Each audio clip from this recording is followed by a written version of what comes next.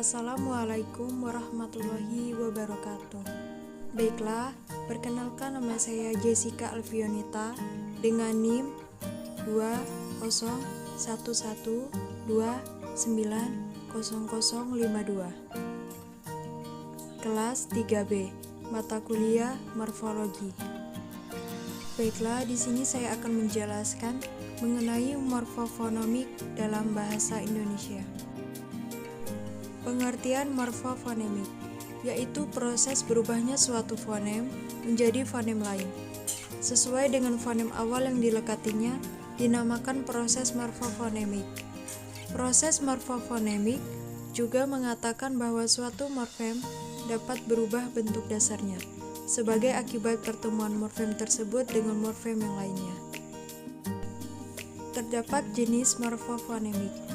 Umumnya dalam berbagai bahasa terdapat 3 proses morfofonemik yang meliputi: yang pertama, proses perubahan fonem, yang kedua, proses penambahan fonem, dan yang ketiga, proses hilangnya fonem. Jenis morfofonemik yang pertama yaitu proses perubahan fonem.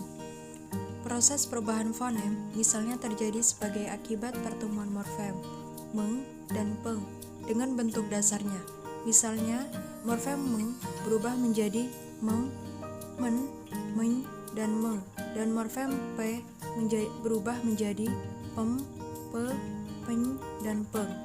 Apa yang terjadi pada contoh tersebut adalah perubahan fonem n menjadi m, n, n. Berikut adalah kaidah-kaidah perubahan fonem dalam bahasa Indonesia. Yang pertama, fonem n pada morfem meng dan peng berubah menjadi fonem m jika bentuk dasar yang mengikutinya berawal dengan p, b, f. Contohnya, meng ditambah paksa menjadi pemaksa, meng ditambah bantu menjadi membantu, meng ditambah fitnah menjadi mengfitnah.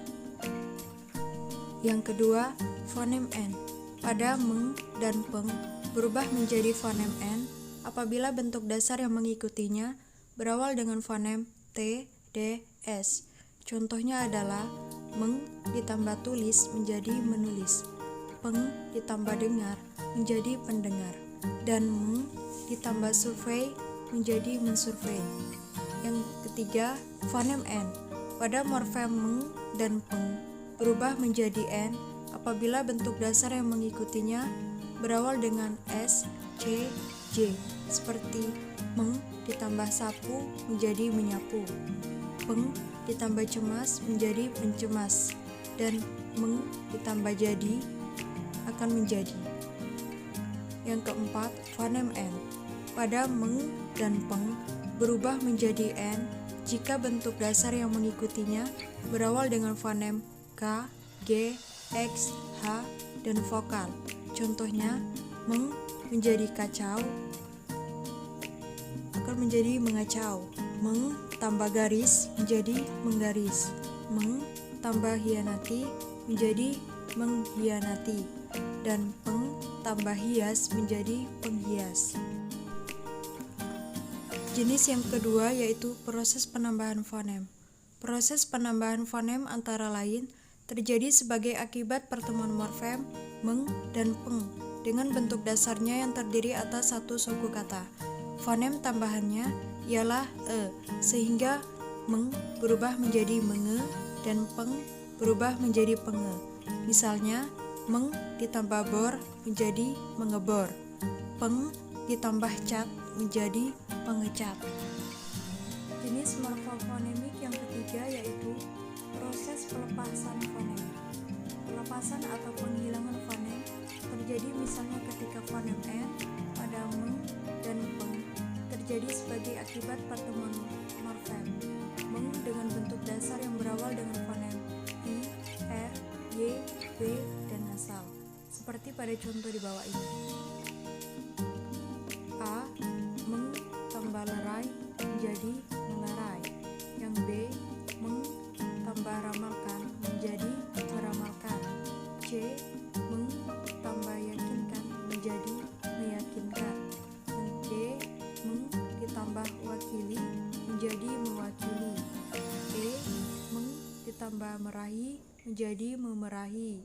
Dan meng ditambah nyanyi menjadi menyanyi. Fonem R pada morfem ber, per, dan ter lesap. Sebagai akibat pertemuan morfem itu dengan bentuk dasar yang berawal dengan fonem R dan bentuk dasar yang suku pertamanya berakhir dengan E.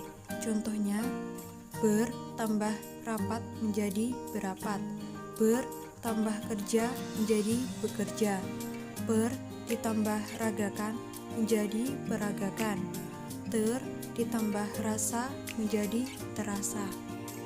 Fonem-fonem P, T, S, K pada awal morfem bilang akibat pertemuan morfem M dan P dengan bentuk dasar yang berawal dengan fonem-fonem itu. Misalnya, meng ditambah paksa menjadi memaksa, me ditambah tulis menjadi menulis, peng ditambah sapu menjadi penyapu, dan peng ditambah karang menjadi pengarang. Mungkin itu saja yang dapat saya jelaskan. Sekian. Wassalamualaikum warahmatullahi wabarakatuh.